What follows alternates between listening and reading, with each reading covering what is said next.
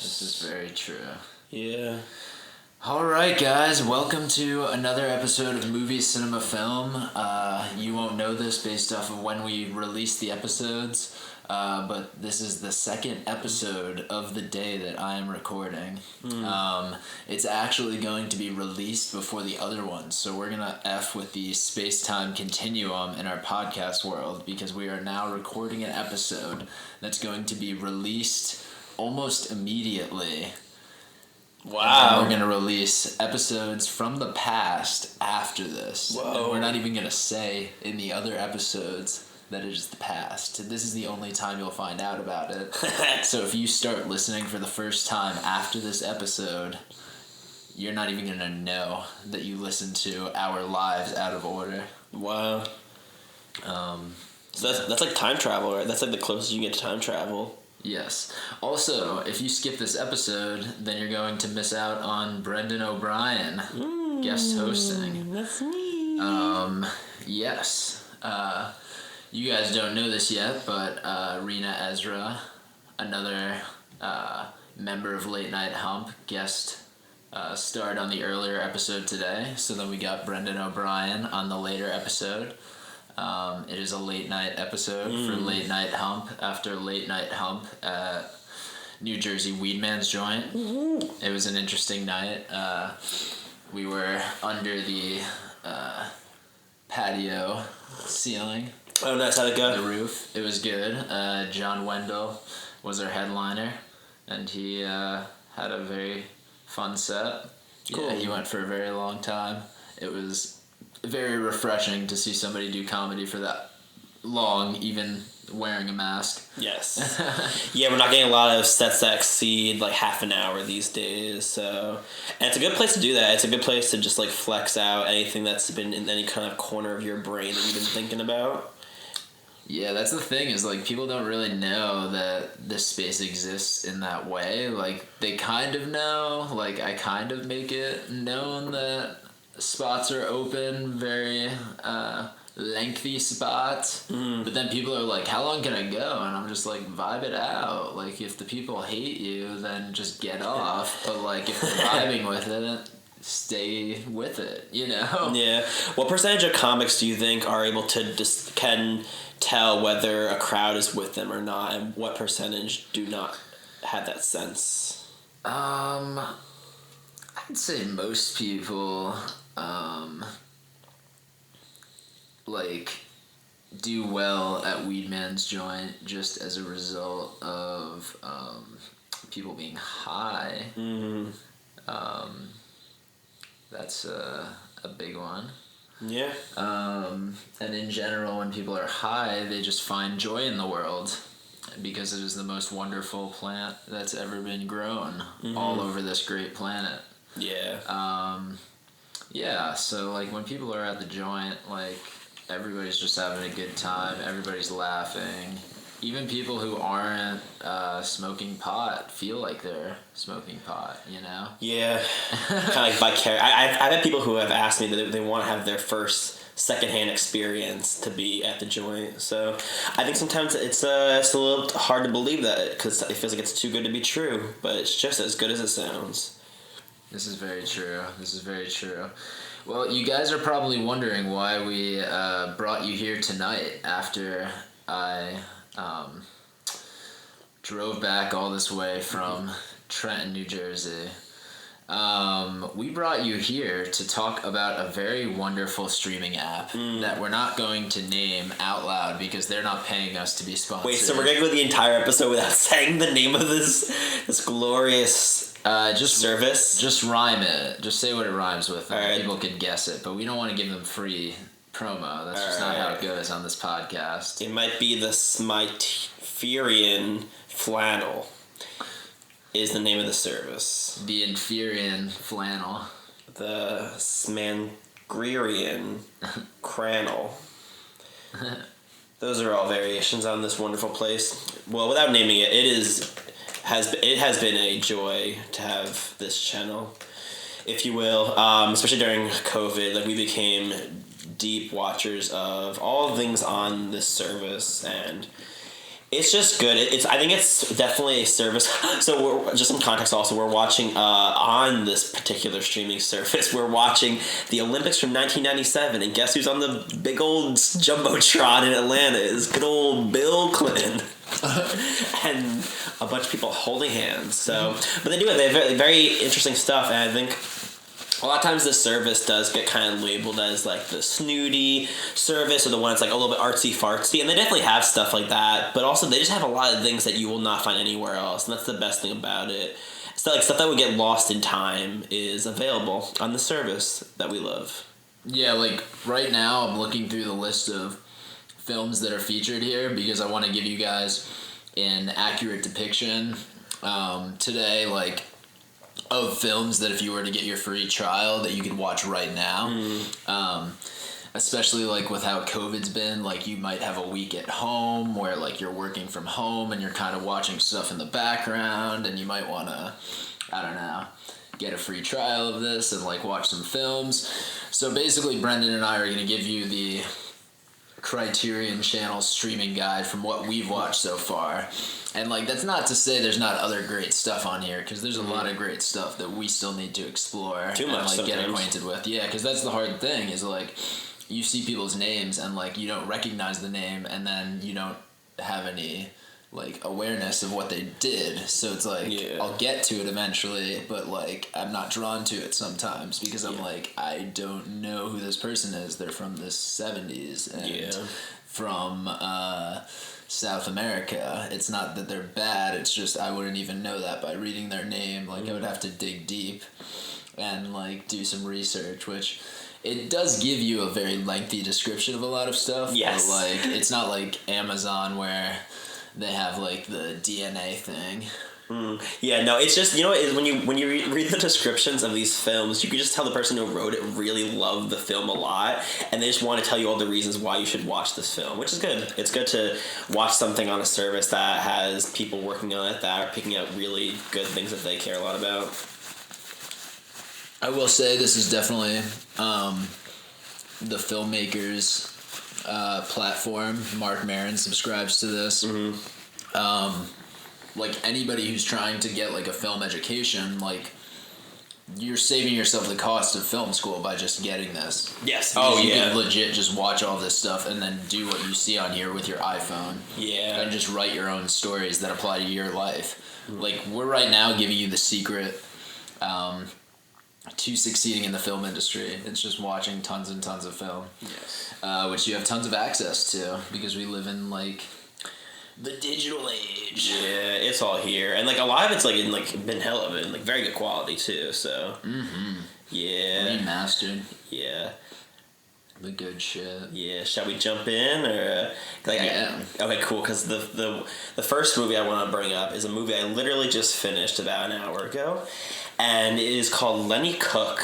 Is it cool if we start with Lenny Cook? Yeah, we could definitely talk with Lenny Cook.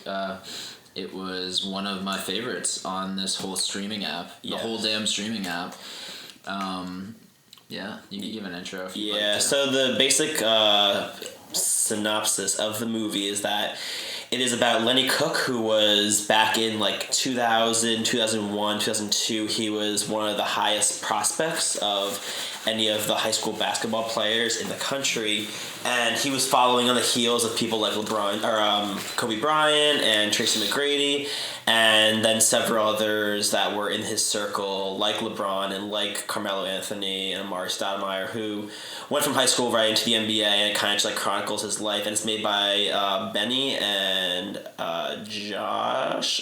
Is it Josh Safdie? Is he the other? Yeah. Benny and Josh Safdie, and it is awesome. Yes, it is wicked good. I think it's one of the best sports documentaries I've ever seen. Yes. Just like some of the footage that they have is just like, it's astounding to like watch because like with basketball, like you can't fake a dunk. you know? Right. Like, you can't fake just, like, destroying and fucking on people in a basketball game. Yeah. And, like, it's like, the basketball stuff was impressive. It's just also, like, it's one of those documentaries where you just look at it and you're like, man, how fortunate that they got this footage of, like, even when you see, like people like Melo and LeBron, like, in, like, way, like people knew they were going to be good, but it was before they ever got to where they were. And also, the film covers a large span of time. It goes from, like, 2001 all the way through until, like, 2006, 2007, something like that. Yeah, and that's the good thing about Criterion Channel is, like, it brings back these things that, like, screened at, like, 1 or 2 festivals and then had no lives, no distribution afterwards, and it's just giving them a home and hopefully paying the filmmakers a little bit too. Yeah. Which is just very cool. If nothing else, it's just bringing them to the forefront of, like, people's thoughts so that we talk about a lot of classic films. And, like, people shat on the Criterion Channel for not having very diverse filmmakers, which, like, now that I look at it, like, yeah, they're not very diverse, but, like, they're definitely trying to add a lot of diverse filmmakers, and it's, like, better than looking at any studio alone. Yeah, and, like, most of the streaming services, like they're, like, once, like recently, like, with all the stuff with George Floyd and Black Lives Matter, like, came more to the, like, the forefront of people's kind of eyes. Most of the services did kind of, like, at least have a section that was dedicated to black filmmakers. No, but Netflix was god-awful. They put The Help to the front. Oh, you're right, they did, like, right away. Yeah, what a weird choice. Yeah. Well, some of them are trying. Some of them are doing better than others. But yeah. There's just The Help, Driving Miss Daisy. Yeah. Just all the classic. Crash. Yep, just the way that America has interpreted black people in film for so many years. Of all the years. I didn't realize that Don Cheadle was a producer on Crash. Does that make you like it more, knowing that? Not really, just because, like, it's not one of Don Cheadle's best works. No. Yeah. I don't think it's anybody's best work in that movie. Yeah. It kind of just is what it is. Like, I think it just will, yeah. I just really don't like it. Yeah. But we don't need to trash a film. No, I guess. No, we're here to talk about the things we like, all the things that are great and wonderful, and and I think because this movie is an early film for Benny and Josh Safdie, that's one of the good things about this channel also, is that they have a lot of the films made by filmmakers that you do know. And it's like a lot of the earlier stuff and the stuff that you probably haven't seen yet. And then you watch it, and then this is one of those films where you watch it and you see the stuff that will happen later on. Like, you see the influence that it'll have on Good Time and on Uncut Gems. And it's also just cool to watch a documentary where they're not explaining all of it to you and not, like, overly expositioning. With, like, talking heads, expositing, yeah, with that kind of voiceover talk. It's like cool. Like, they have very personal to these people, and then they just, like, let them speak for themselves and, like, let their interactions where they're just watching basketball just be the forefront of whatever's going on. Yeah, and also in this thread, while we're on this topic, The Black Balloon is also a wicked good Safdie Brothers short that's on the Criterion channel. I highly recommend it. Yeah, it's just very Safdie Brothers. It's a short, so I don't really want to ruin anything. Yeah. Like, it's already called The Black Balloon. That ruins that there's a black balloon in it. I don't really want to talk anymore about that. Oh, they do still have Yorgos. Yo, we went on a tear and watched all of Yorgos Lanthimos' stuff, and it was some were definitely better than others, but just overall it was a very interesting experience. Canetta? Yeah. I would recommend. It's really weird. That one was the weirdest, right? Yeah, that was the one with it was like the film crew, right? Or was that Alps? I think the film crew was Canetta. Okay, yeah. Dogtooth was awesome. Dogtooth was... I think from watching all of his films, especially the ones that are on Criterion, the Yorgos with his movies, he doesn't like warm you into it. You just have to, like, figure out what the world is like, and then you kind of just accept it. And that's kind of how all of his movies are, especially a lot of these earlier ones. Yeah, definitely. The funny thing about Dogtooth is, like, I used to work in Warwick at the Albert Wisner Public Library. You know about it because you're from Warwick. Nope. Never heard of it. Nope, not aware of this. Well, yeah, it's the new library they built in our town while we live there. No, Greenwood Lake Public Library. That's the only library that matters anyway. Okay, whatever.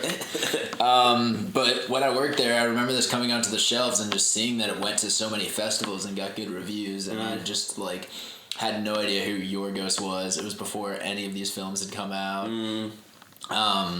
That he had done in the future, like The Favorite, that was more like mainstream, or The Lobster. And I just kept looking at the cover, and it just looked kind of disgusting. I think it's the bleeding dog tooth. Yeah. And like there definitely are parts of it that are disgusting. He does not worry about grossing out his audience when he shows his movies. But that's kind of a part of the fun, I guess, is that you're a little bit challenged in the things you're used to seeing. If you're like a very tame person who like goes to work and goes home, eats dinner with your family, and then goes to sleep, and on the weekend, like, maybe does one social event, like, Yorgos Lanthimos will make you, like, get your money's worth. Like, it's very much like, he'll show you some naked people, he'll show you some weird sex, he'll make you think about some weird psychological concepts, he'll make you think about life and your mortality, like... Yeah. It's very, profound. Yes. Yeah, he's one of a kind. He's very unique. His sex scenes do not they are some of the least sexy things I've seen in a movie. They're like sometimes you think they're gonna be sexy, and then the longer it goes on, the more you realize that it's just like a little bit like twisted. Yeah, it's almost never meant to be sexy. Yeah. It just like immediately turns into like watching animals every time people in a Yorgos Lanthimos movie fuck. Yeah. It's just like instantly like, wait, are we socialized or no? We're not. This is just like pure like sex on camera, and it's just weird. I mean, that's why some people get turned off by this stuff, because they get reminded too much that they're just another animal, and people don't like to believe that. They like to believe that human beings are evolved past being just another member of the animal kingdom. This is very true. Yeah, so I guess this is kind of how the episode's going to be. We're going to jump around a lot, because there's a lot of movies, right, that we want to recommend and talk about. Because, even though, even if you don't have Criterion, a lot of this stuff is on HBO Max sometimes. You can get it at your library, which is probably opening up for the first time in a long time. Woohoo! Use your library and fill out your censuses by the end of this week. By tomorrow, actually, if you're listening to this on the day that this podcast comes out. Yeah, vote it out. Yeah, the Supreme Court fucked us on the census, so basically we're gonna get miscounted in America. Wait, really? Probably, but also, like, I don't think it really makes a difference, like, 15 days, but yeah. Trump basically ended the census with the help of the Supreme Court. Alright. Whoa. I've never watched Coco the Talking Gorilla. A Talking Gorilla. That's the thing, too, is that there's some titles when you're looking through here that just... Even if you weren't looking for a movie, like, you go on Netflix, and like very rarely do movies kind of draw your attention and that you weren't looking for, or that you like weren't advertised to you. But Criterion has some like very interesting stuff that just by name makes you want to watch it. It's very archival. Yeah. And like I think Martin Scorsese had stuff to do with it, so like there's a lot of people who are connected. There's like Alfred Hitchcock on here, like a lot of classic filmmakers and a lot of new filmmakers too. They had Sofia Coppola's stuff, because she's coming out with a new film. Yeah. And also they have like a lot of cool top 10 lists too. So like you can see directors like they have one for Barry Jenkins where they just have like their top 10 movies from Criterion that they pick. So that way, like, if you're not sure what you want to watch, because it can be overwhelming because there are a lot of films, you can just like look up maybe your favorite filmmaker and see movies that inspired them and movies that they watched when they were making the movies that you like that they made. This is very true. Speaking of which, a film that definitely has inspired me as a filmmaker, and it's currently on Criterion Channel. I watched it in Ireland, which was very fitting. But Hunger by Steve McQueen. Have you seen the film? I have not. Tell me about it. This is probably Michael Fassbender's best role. and he plays Bobby Sands during the hunger strike, basically. Which, like, if you don't know, like, Irish history at all, and the Troubles, and just all of the shit with the IRA, like, this is a pretty good movie to start with, I guess. Well, it's, like, it's intense as fuck. Just because, like, that was a very intense time for everyone. I don't know. Kind of like what you're seeing now, but, like, not, like, as mass mobilized, right? Yeah. Like, did they have mass mobilization? You would probably know better than I would. They definitely... Yeah, I think just by the nature of the IRA, there definitely were a lot of people, especially when it came to, like, the conflict over religion. There was definitely... a lot of resistance between people who were Irish Catholic and the ones that were Irish Protestant. So yeah, I like do know a bit of the Irish history just from having relatives that were around a lot of that during that time. Because my grandparents came over from Ireland in like the 40s, I think 30s, 40s. Oh, okay. Yeah, so that was definitely a big part of it. Yeah, and like but people in Ireland don't really shy away from that history. They they very openly talk about it though too. Yeah. Yeah, it's just a very good film though. The cinematography is great. Obviously, Steve McQueen went on to make 12 Years a Slave, which won him the Best Picture. And then I have not watched Widows yet, but that was less well reviewed. Yeah. But yeah, I think this is definitely one of Steve McQueen's best films. And I think everybody should watch it. Whether or not you like Ireland or not. Unless you're like boycotting Michael Fassbender, because I've heard some shit about him. Yeah. From the tabloids and from other Twitter sources and news sources. I feel like he's not a great person outside of film, but maybe he's trying to change. We can only hope so, right? We can only hope so. This is true. All right. Do you have something else that you would like to recommend to our wonderful viewers out there? Yeah. I'm going to go with Playtime, which I watched the other day. It is a French film. It was made in 1967, and it kind of is just it does follow a main character who kind of he's kind of walking throughout the city, and he ends up going to this convention where they're selling unorthodox items, but basically it's just kind of like a snapshot into this version of Paris that is very technologically advanced, and they have a lot of buildings that are very clear and transparent, so the movie's just like a series of very physical gags. It's almost hardly any dialogue, at least like understandable dialogue. And it kind of just follows a bunch of people who are caught up in going to the airport and trying to buy things in storefronts. And it's very good. It's very well made. It's very clever, and it's probably one of the best films in terms of prop work and like scene work that I've seen in a very long time. Yeah. So yeah, I have to watch it. Yeah, and I think there's a lot. I mean, there's probably a bunch of foreign films that we have on our list too, because that is again one of the benefits of this service is that they do have a lot of foreign films, and this is one that if you are someone who maybe you don't always respond to foreign films because it's kind of hard for you, this one's good because it's mostly physical, so you can not even read the subtitles, and you'll probably basically understand what's going on. Oh wow, I like that a lot. I hate reading. Yeah. I'm an English major who hates reading. Well, you did a lot of it, to be fair, so maybe you reached your quota of reading. I'm just tired of it. Yeah. How's that? Because Jordan's in the middle of reading Aunt Kind at the moment. Oh god, it's so fucking long. Charlie Kaufman's novel. It's 700 pages, literally. I'm definitely trying to get through it. That is really all I can say about it. It is due on Friday, which is coming up very soon. Wow, yeah, that's way too soon. Yeah, I guess I'm gonna just have to finish it. Maybe it's due over the weekend. I don't know. I guess I could incur some fines to help the library. Oh wait, now my library is fine free. I don't have to return that shit. Wait, they're fine? Wait, is that a new thing? Yeah. Wow. So now there's no incentive to ever bring books back. just like the goodness of your heart is the only reason you bring it back. Otherwise, you just keep it forever. And they probably will lock your account though, and not let you get more stuff. So that's probably the one reason. Yeah, you have to decide whether it's worth it. Yeah.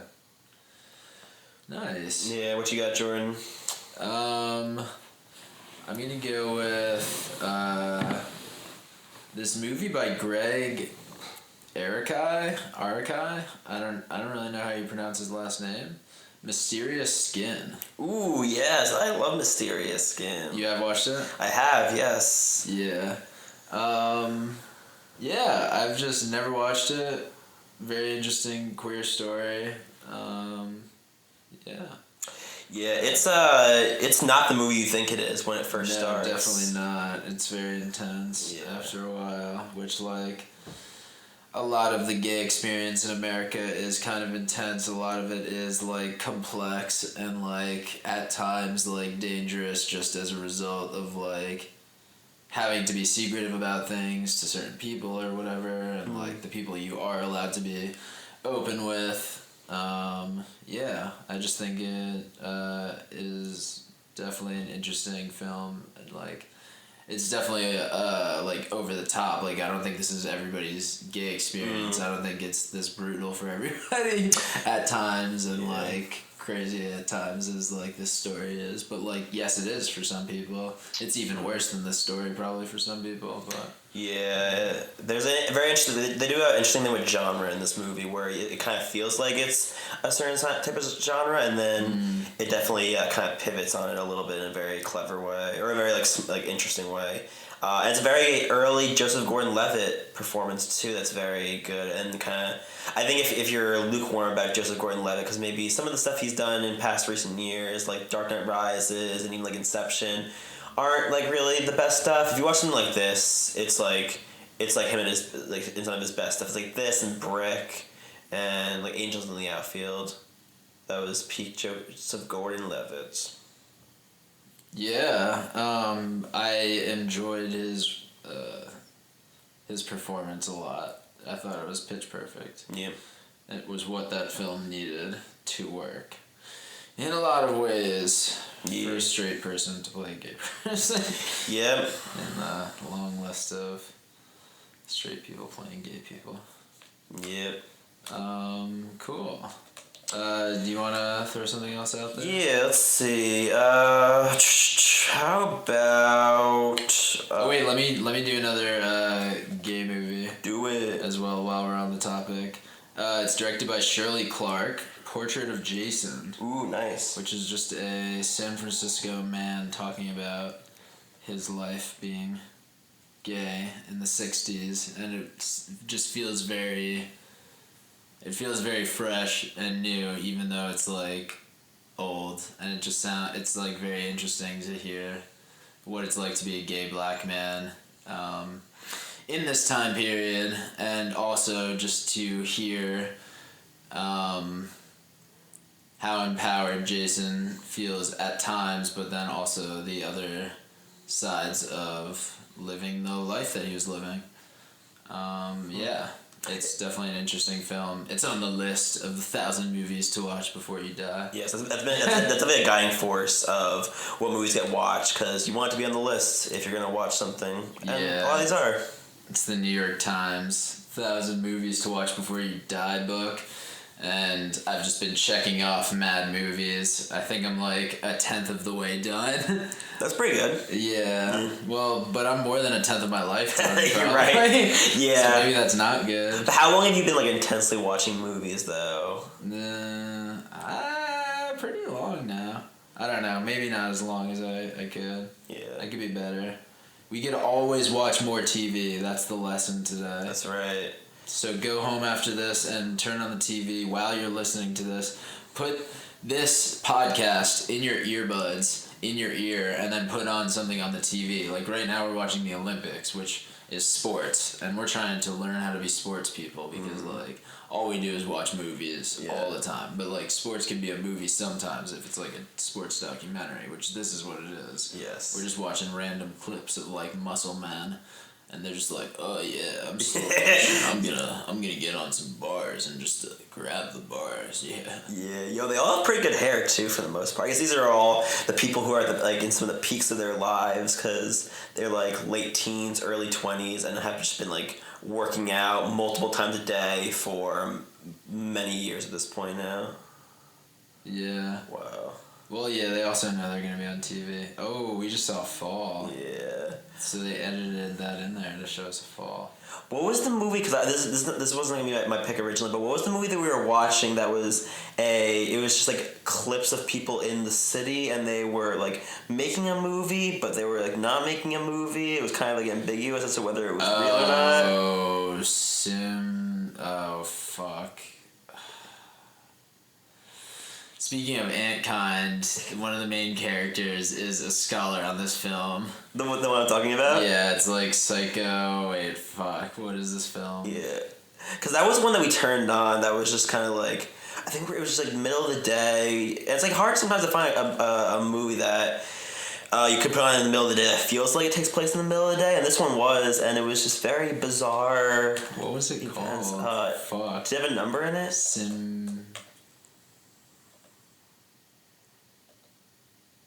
Oh, okay, here it is. Symbio Psychotaxoplasm, take 1. Symbio Psychotaxoplasm, take 1. Directed by William Greaves, which, like, in Antkind, there's a lot of, like, racial stuff. And, like, William Greaves is a black director, so, like, yeah, the film critic is very much like, I know this film, and he brings it up to every single black person he meets that he is like a scholar of this film. Yeah, this book is like very much like, a lot of the comedy is very much like you being witness to like this man being very cringe, just like in his relationships, in his like conversations with people of all races, like of other genders. Yeah. Yeah, it's a very odd Charlie Kaufman book, but, like, obviously everything Charlie Kaufman does is very odd. Yeah.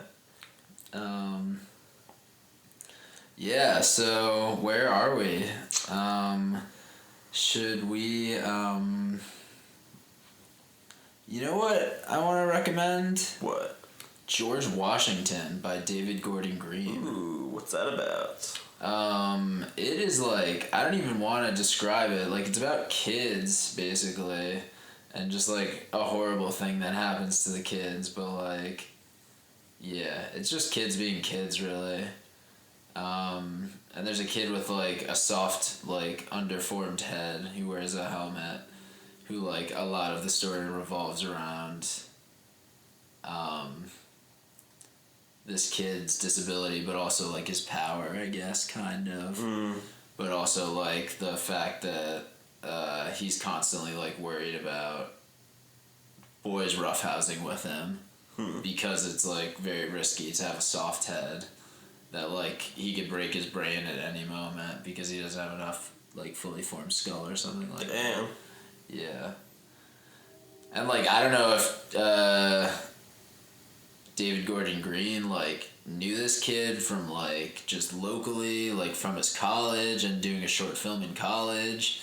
And, like, he was, like, an actor or not an actor. I don't really know the story, but, like, this film is, like, a legit film. And it's, like, very well done. Like, it's very obvious why David Gordon Green was able to, and was given, like, a lot of films afterwards in his career. Yeah. Cool. Yeah, it's very well done. The cinematography is amazing. Yeah. Also, I realized I gotta add another film. Sorry, because I just realized I'm a sexist. I've done all men so far. So I have to counter it out with some female picks. What you got? I'm gonna talk about I'm gonna say Asparagus. Yeah. The animated short by Suzan Pitt. I really have become a fan of Susan Pitt's animations. She has a lot of them on Criterion channel, and they are wonderful. They're trippy. They make me happy that I smoke weed. Wow, another guy fell off the horse. Yeah, these are like not really the people most are, flattering crying. clips. Yeah, I feel like it's just American propaganda to make us think that America is the best because it's the Atlanta Olympics. Sorry, I got distracted. No problem. Yeah, Suzan Pitt is very trippy. I enjoy her films. Also, Barbara Kopple's Harlan County, USA is a documentary. Have you ever seen that? I have not, no. It is a documentary about, I think, coal miners and in Harlan County, and just their fight for like union representation and workers' rights and shit like that. And it's just crazy like what was able to be photographed and just like how neutral it is, and like how you're like literally sitting in the back of these meetings and like seeing how the room is taking things and like seeing the reactions of people. Like it's very sterile, like there's not a lot of editing, so like it feels very like, oh wow, I'm watching this thing happen as it's happening. I highly recommend that. Yeah, and then David Lynch, The Art of Life, directed by Olivia Niergaard-Holm. Did you watch that? No, wait, which one is that? It's like a documentary where David Lynch just talks about art and his life, but yeah, it's also directed by a woman, so she gets credit as the director. Yeah, I think you're gonna bring up Eraserhead because the Eraserhead we watched. Well, now we can go over to Eraserhead now that I've balanced the genders a little bit. I can go back to men. Yeah. I'm sorry, this is a biased app. Yeah. No, I need to watch more female directors. They do have there. There are a lot of female directors. They have a lot of Maddie Diop. I think that's a female director. Yeah, but Eraserhead was a weird experience watching. I feel like I was kind of falling in and out of sleep watching it. David Lynch is a tricky one. I love it. I love that movie. Yeah, I know you did. That movie is like great. It's on my list of movies already for talking about today. So yeah, I just yeah, it just like makes you think about life in a very abstract way, which like. It's rare that like art can do that, like take you out of the normal life and like bring you into a different place, kind of. Yeah. You know? Yeah, it's weird though, because like there are some parts of that movie that feel so like way too real emotionally. Like the whole setup feels very like normal. Like the main character going just like, you know, to meet or talk to his partner's parents. And then it just gets so crazy, and like this movie gets gross at times, and like it's like very impressive the way they do all the special effects with like the creature stuff and the stuff with the food. It is definitely, it makes sense when you know who David Lynch is and some of the stuff he's done. I can only imagine what it was like watching this movie when it first came out, though. Oh yeah, I can't even imagine. But like a lot of these films, you have to think like they're at film festivals, and like they might be midnight screenings, they might be 10 p.m. screenings, they might be 8 p.m. screenings. Like it turns into an event. Like especially like things that did get distribution that are on the Criterion channel. Like any of those films, like they were targeted at people who were gonna see them in theaters and like.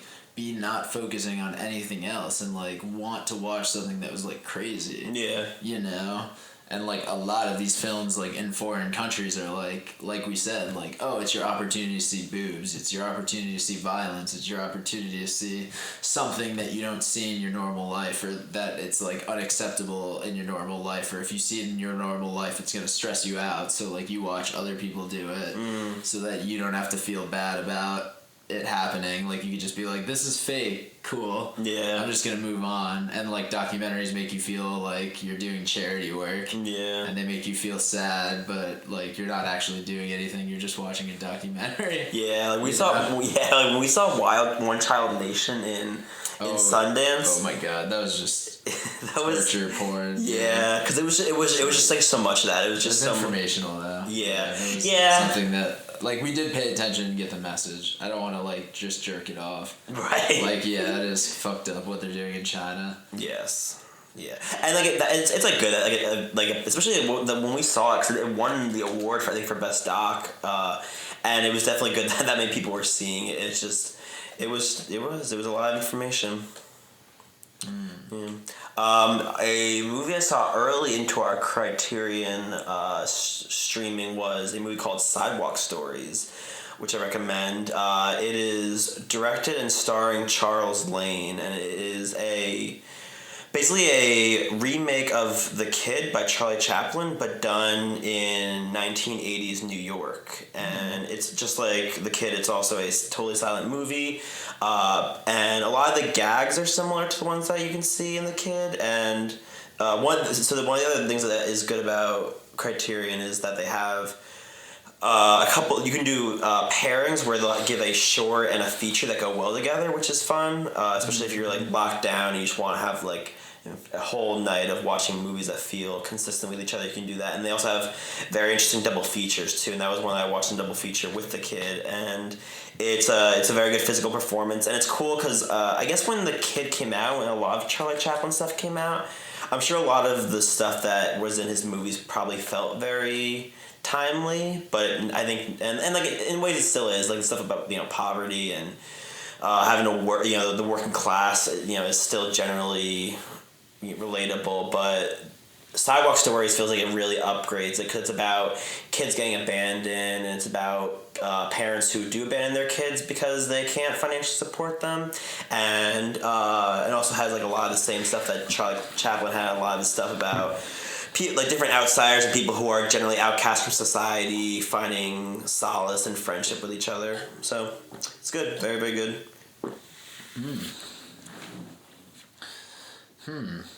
So, have you watched any Agnes Varda?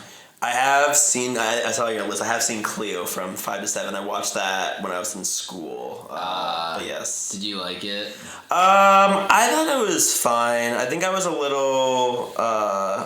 I think I got a little like it. I think I was like interested in it when it first started, and I think as it went on, I kind of lost interest in it. How did you feel about it?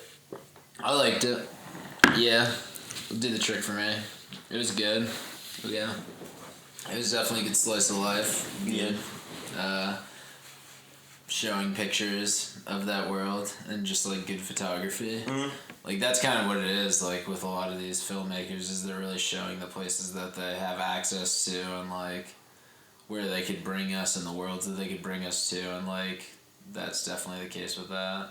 Yeah. I also watched Uncle Yanko. Ooh, what's that? With Agnes Varda. Oh, it's like her uncle. Like it's legit just like documentary. Mm-hmm. It's just about her rich uncle in America, I think. Yeah, if I remember correctly. Yeah. Yeah, where's she from? She's French? Yeah. Yeah. Yeah, they have Joanna Hogg stuff. I Yeah. didn't watch this movie. Yeah, they got lots of French stuff. Lots of French filmmakers. They have a lot of stuff from everywhere. Yeah. I'd be surprised if there were countries they didn't have stuff from. Yeah.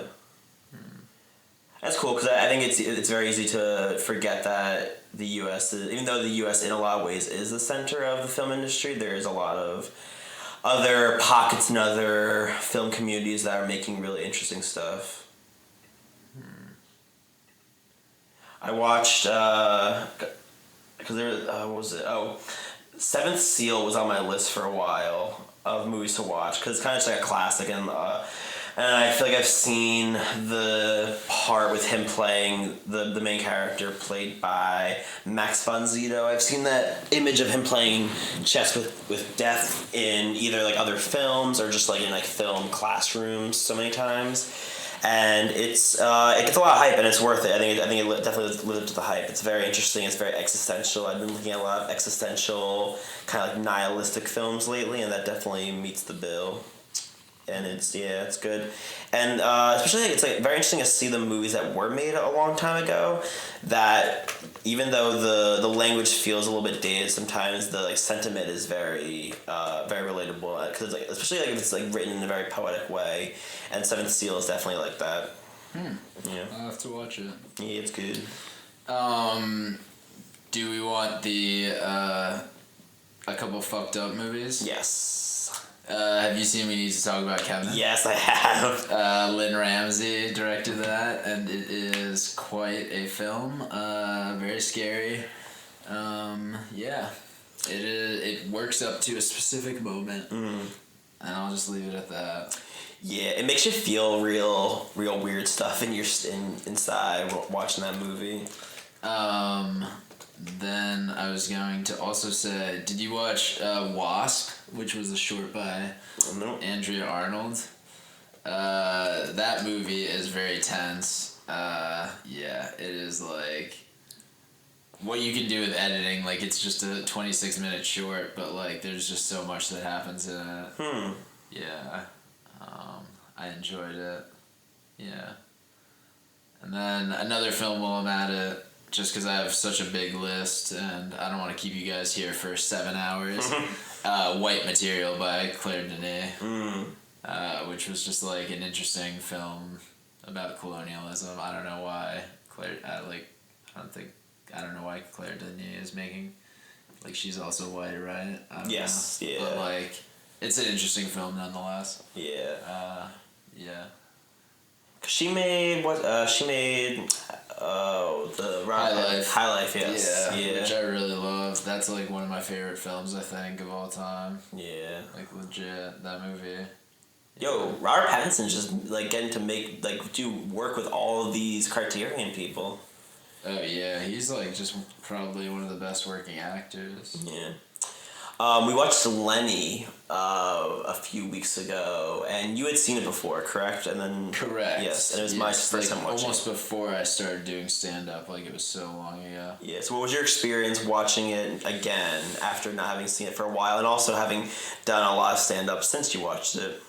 It makes me think Lenny Bruce is just worse. Yeah. Because I'm just like, wow, his stuff just does not hold up. But like, yeah, he did like curse, and that was like cool. But like, yeah, there were definitely people who did crazier shit. But like, it also is what it is. Like, you can't just get mad at somebody for not like being crazy all the time. Yeah.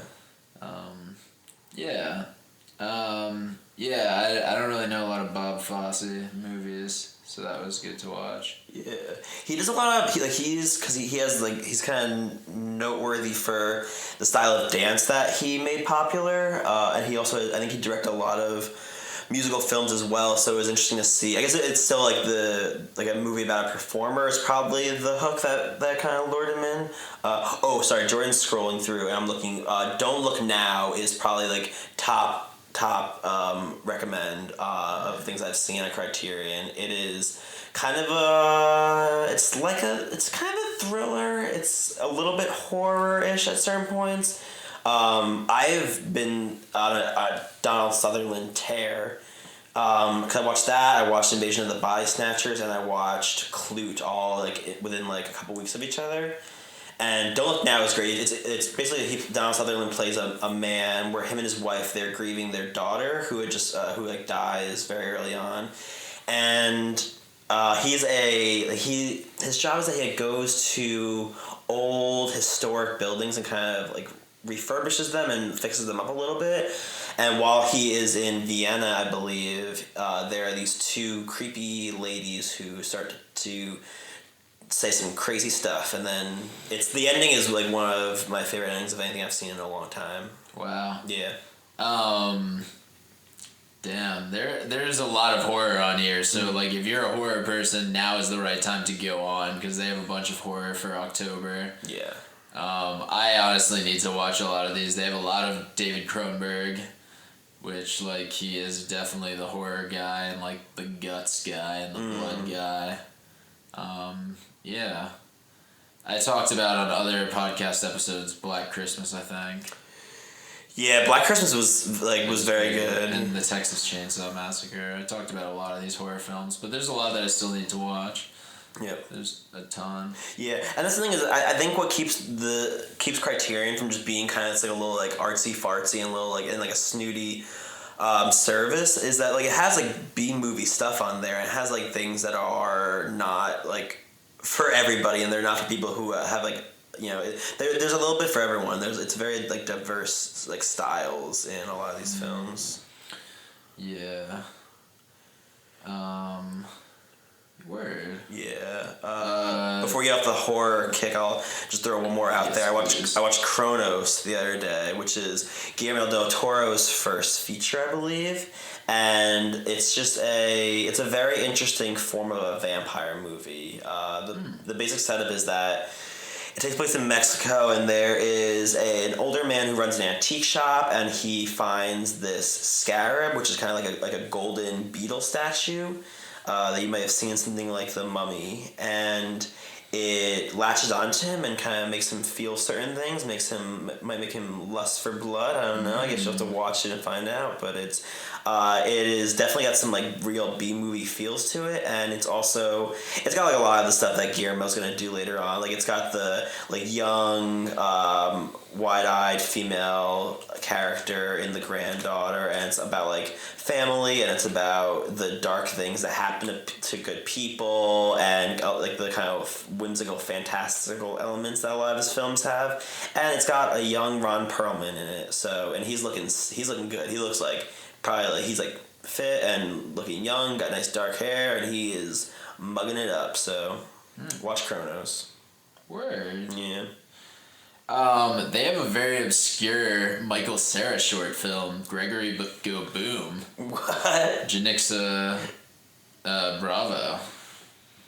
Have you seen it? I have, yeah. It's very good. It was on like the Jash YouTube channel, but I think they took it off a while back. It's just like I just recommend people watch it. Yeah. Yeah. What are some of your favorite short films from the app? Do you have any off the top of your head? That's a good question. Black Balloon was definitely one up there that I liked a lot. Other shorts. I liked Antonyms of Beauty by Khaliqa Allah. Okay. I also liked While You're Thinking. I'm buying you some extra time. Thanks. I also like The Above, which was a short by Kirsten Johnson, who made Dick Johnson Is Dead. Oh, yeah. Wait, which is on Netflix. That just came out, right? Yeah. Honestly, like, go on to Criterion channel and just watch, like, 8 different filmmakers who don't look like you. Yeah. Because, like, that's, like, the best thing you could do with this channel is just, like, find people who you never would have thought. Yeah. Oh, you know, I liked Life of a Clown. I did the pairing. It was like Life of a Clown and Lestrada, and that was like very, very satisfying to watch. Yeah, Lestrada was good.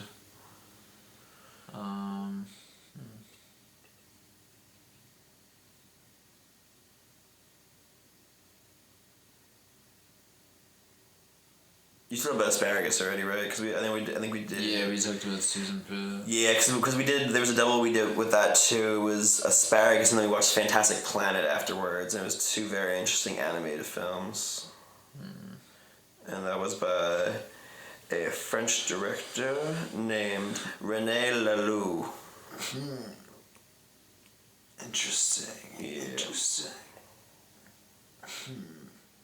Yeah, it's like it's interesting. You'll see a lot of films that, because I think especially with shorts, you tend to see mostly ones that are somewhere in between like the 3 to 10-minute range, but this one kind of has that middle ground where it's got some things that are 20 minutes, 30 minutes that kind of are in between the feature length and the short length, which is nice that they have the.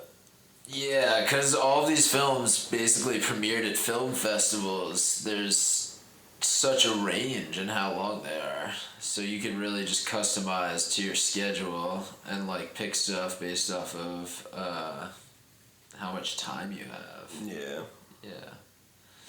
Yes, because there definitely have been times where we are either gonna run out of the house, or we have other things to do, and we can gauge all right, do we have time to watch one more short? Do we have time to watch 2 shorts if they're all squeezed in here? Yeah. There's just so many things on here. It really goes on forever and ever. Yeah.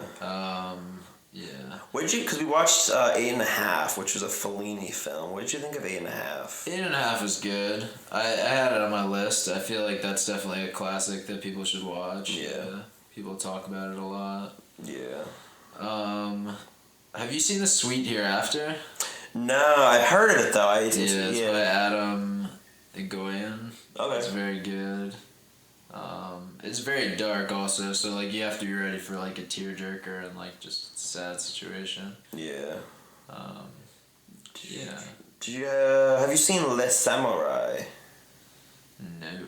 So it's a Melville film, and it's like a kind of like a cold hitman noir type film, and inspired stuff like Driver and The Driver, other movies with The Baby Driver, all these movies where it's With Kevin Spacey? Yeah, It just inspired a bunch of Kevin Spacey movies. That's right. It inspired Kevin Spacey to be in movies with cold, blonde-haired killers. Wow. Yeah. Who would have thought? Probably Kevin Spacey did. God damn it. Yeah. Wait, sorry. What? Nothing, I had another short. What is it today? Is that? The Horse by Charles Burnett. What is that? It's about a boy and a horse, and it's sad. Like a lot of these movies on the Criterion channel are. Yeah. Also, most movies that have to do with a boy and a horse, like very rarely do they end not sad. Just like people and animal movies in general, like a kind of like buddy movie where it's some kind of sweet animal. Oh, you know we watched A Boy and His Dog. Speaking of animals and human counterparts. Oh yeah. Yeah. Did you like that? It was okay. Yeah. Yeah. It was weird. I watched Shampoo with Warren Beatty. Oh, it's the Directed How by Hal Ashby. Yeah. It was interesting. It was fun. Yeah, if you're gonna watch it, like anything you watch in here, you're gonna at least be interested in it. There's gonna be like one part of it that kind of like stands out. Damn, there's a lot of stuff on here. Guys, like, I don't even know if I want to be doing this podcast anymore because I'm just like, I need to watch every single one of these films. Yeah. Like, I feel stupid that I haven't been watching these. Yeah, it's a lot, and the good thing is too, they definitely cycle stuff in and out, and like they without making this into a commercial for the service, they do have a nice setup where they are constantly showing you what's leaving, so you know to watch things before they're gone, and they show you things that have just come in, so that way you always get something new that's just right on the site, and then also just like the categories are very well organized. They just make it easy to find things. Yeah, this shit is fucking wild. Yeah. I don't even know what to say. I'm literally just adding a bunch of shit to the queue, our queue. Yeah. Wow. It's just so much. So much. So much. There is so much. So many things to watch. So many things to learn. Yeah. It's like a reminder because like sometimes you think like when you're burning through like the Netflix queue or the Hulu queue. It's more Netflix. Hulu isn't really the go-to movie service, but you're burning through Netflix and you're thinking you watched every movie, and then all of a sudden you get humbled when you go into the Criterion channel and they're like, nah, here's like 3 decades worth of films that you have not even heard of yet. Oh my god, I'm like just so sad that I'm working like 12 hours straight tomorrow. Cause like, I just want to watch movies for 12 hours straight. Yeah. I guess I could just watch movies for 12 hours straight once I'm done working. And then I could sleep for 24 hours to make up for that. I like it. Yeah. Is there anything that you're scrolling through now that is like number one priority for you to watch? No, I don't think anything like specific that I need to watch. I think I've watched a lot of stuff like Brazil is Going Off by Terry Gilliam, so I feel like I gotta watch that at some point. That's basically the main thing. Like you said, it's like it kind of regulates you to watch things that are going off soon, because like it just doesn't make sense. Other times. Oh, they have Gene Dealman. I did not watch that on Criterion, but I'm seeing it's here now. Gene Dealman is just it's an experience. I watched that when I was in film school, and my professor, because the course I was taking, he was taught, like the whole semester was about time and the way that filmmakers use time, and Gene Dealman is just a long movie that is about a woman just doing everyday activities for most of it, and you just watch her in full length, and it is kind of a rite of passage. It's kind of a necessity. Yeah, wow. I have not watched it though. And I went to film school, kind of. Digital media production school. Yeah. Another interesting thing that this app has is they have Art House America, where they take you into like screenings that certain theaters have. Like they have Jacob Burns Film Center in Pleasantville, which like I've been there before. I don't know about you, Brandon. Yes, I have also. They have like theaters in Juneau, Alaska and shit. Seattle, Montana. Let's look at Montana in the Roxy Theater in Montana. Ooh, nice. They have very interesting things. They have a movie about sea urchins and the seahorse. They have a lot. There's all that. It's like sea all life. like sea life, octopuses. Yeah, wow. It's just all shorts. How interesting is that?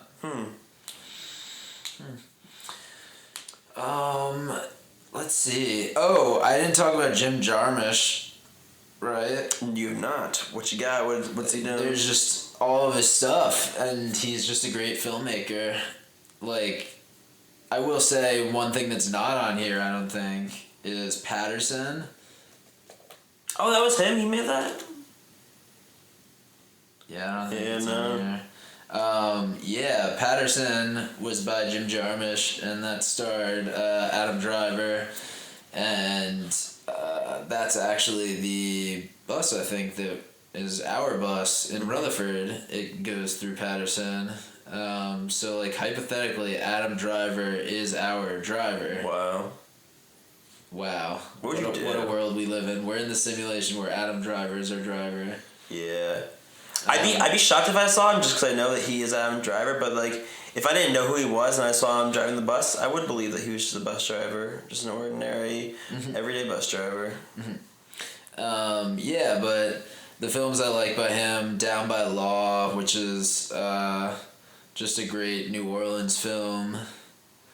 Dead Man, which is just like a great forest film. Like if you're from where we're from, I feel like that's like a film that you gotta like just because it like reminds you of being in the woods and shit like that. Yeah. And like fantasizing about like, well, what if I went down the river, you know? Yeah. Like it's a lot of that stuff. Also Stranger Than Paradise. There's a lot of good Jim Jarmusch on there, like I said. Yeah. What else? Is there anything else that you need to cross off your list? Or is it time for us to let the damn people go? Yeah, I think they just gotta go out and start watching this stuff. Let's see. It's not on the list. I don't know if it's on Criterion still, but I watched Alphaville early on. That's another good noir. They have a very deep noir collection. And yeah, I think Wild Strawberries. I watched Wild Strawberries. That one was pretty good. It's another classic. I feel like I've probably seen more French movies on this service than anything else. They have a lot of Bong. Bong Joon-ho? Yeah. Wait, what do they got? Tons. Influenza. They have all of his short films. Whoa. And The Host and Mother, which are, we should watch those. Yeah. ASAP. I'm gonna watch those tomorrow. During work. No, JK, boss, listening to my podcast right now.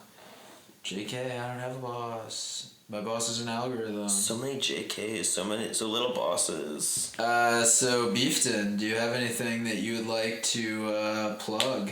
Ooh, just follow that Late Night Hump and see all the stuff that's going on. Follow us on Instagram. Follow us look at the Late Night Hump website. We got a bunch of things in the works and a lot of post-production. And you can follow me on Instagram at Brendan O.H. Bryan, like Brendan Bryan, on all the social medias. And it's been a pleasure, as always, to talk movies and talk about this wonderful, wonderful place that we get to watch movies. Thanks for that. If you guys are listening to this when it comes out, You probably still have time to see Jordan and Rena of Late Night Hump at Urban Renaissance. I think they're going to be doing stand-up comedy around 2 p.m.-ish, a little after 2 p.m. Urban Renaissance is going to be happening at Rockin' Joe's in Union, New Jersey, I think. And it is in collaboration with Cambria's Haven's Cat Cafe, which I'm going to be teaching improv classes at Thursday nights, or comedy classes in general, honestly. Like, it's kind of gotten to the point where I just talk about different types of comedy and, like, bring them together through, like, workshop type classes. And on the second Thursday of the month at Cambria's Haven Cat Cafe, which is in Roselle Park, they're having Urban Renaissance, which is like their festival, like at Rockin' Joe's in Union, New Jersey, just because they want to have a different place that has bathrooms more accessible. But the Cat Cafe is a small place in Roselle Park. It is like 19 East Westfield Ave, I think, if I'm getting that right off the top of my head. And you could like pay per hour to hang out with cats. And if you come to the comedy show, we're going to have room for a couple of people to be in the audience, but mostly it's just going to be hanging out with the cats. Yeah, whether or not you want to do comedy with cats or watch comedy with cats or just hang out with cats when I'm not even there. That would just be a nice thing. Just tell them I sent you to Cambria's Haven Cat Cafe. Let Sierra know. She works there. Maybe she'll give me a little kickback on your cats. No, I don't know. The cat kickback. Now that feels a little weird that I'm like dealing cats like they're drugs. But honestly, yeah. I'm going to be taping some stuff at the Cat Cafe, taping some stuff some other places, so keep an eye out for that. We're probably going to be releasing a series on Late Night Hump soon. That we have in the bank that we're kind of going to look back at and see if it's ready to go, and if that's okay, we're going to do that. Yeah, just stay positive, y'all. Also, you could probably go to Weedman's Joint this week if you're listening to this when it came out. If you're not listening to this when it came out, then it's not Weedman's Joint week anymore. Only the first, second, and third Wednesday of the month. Are we still watching the Olympics? Yeah, I don't know what's happening. What the fuck? I did not know Atlanta looks like this. Yeah, now it's just people who are just standing on a mountainside. Looking at the ocean of Atlanta. Yeah. Wow. Well, thanks for having us in your bedroom or your car. Yeah. Also, you guys, we're gonna be talking about Montclair Film Festival. Probably Brendan will be on that. Probably. Yeah, I already bitched them out before last episode, so I don't need to be salty this episode. Well, they haven't gotten to my bitch session yet, actually.